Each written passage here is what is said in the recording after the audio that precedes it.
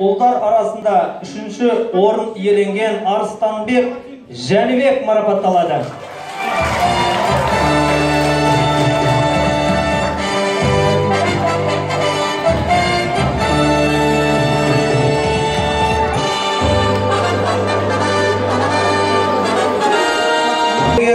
Қуаныш Қалжан.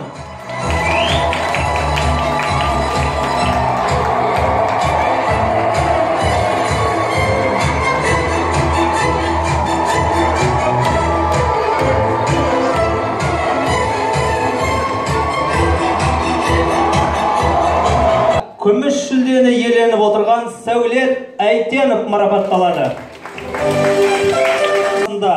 Бірінші орын иеленген Бекзат Қуанышбек, Қызылорда.